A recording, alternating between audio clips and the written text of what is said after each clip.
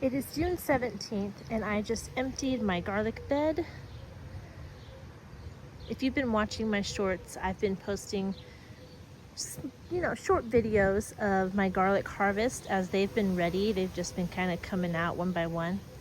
Looks like that one right there is ready. But today, we had a really hot day yesterday, and I came out today and a ton of the garlic the leaves were yellow and they had fallen over. So if you've seen in previous videos, this whole bed was full of garlic. And I'll talk about this in an upcoming video, as well as those over here. But right here is all the garlic I pulled out. Isn't it beautiful? And I'm super excited because this is my first year planting garlic, and some of the bulbs came out smaller, and I've heard that's because you plant smaller cloves, and I did plant smaller cloves. What I did actually was, while I was cooking, whenever I found a clove that wasn't really big enough to slice up, I would just plant it, really. And it got bigger, but it didn't make like a full head. But I also have really big ones. I mean, they're not like huge, but we got this one. This one's a good size. These over here are good as well. That one's pretty good. So all different sizes of cloves.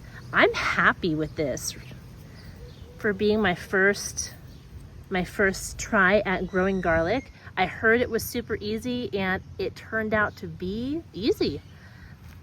Obviously, I need to perfect my methods, but I'm really excited, guys. Look at all these. Look at all of them. And here is onions. This is my third year, I think, growing onions. And these are early, obviously. This one's tiny. But when I checked my onion patch, you can see it over there. Today, these ones had already fallen over. So, and see, you can see they're limp. So I went ahead and pulled them. This one's probably the biggest one right here, but there's a ton over there still growing, and you can see them poking out of the soil, and they're bigger than these. So I don't know, it just happens. Sometimes you get ones that mature early and don't get very big. And yeah, this is my harvest today. I did a harvest video, but I wanted to talk more about the bed as a whole, because it's pretty cool that it's empty, but I'm gonna fill it up again. I've already started, but I'm definitely not gonna leave this empty. And there's my peppers, and they are going to be going in here. You know what, let's just talk about this. We're here, aren't we? So these are two of my peppers. I went ahead and planted those. These are parsley. I bought them as one plant, but when I was about to plant them, I figured out that there were two of them. The bugs ate this one, but they're still both here. So over here is, you can see 1, 2, 3, 4, 5, 6. Looks like 6 tomato plants, and there are different types of tomato plants. I bought them, they were on sale for like $2.50 at Home Depot, so I bought a ton, and they're all over the garden, and I'm going to show them to you during our June garden tour, which by the time you're watching this video, you've probably already seen that video. I don't know.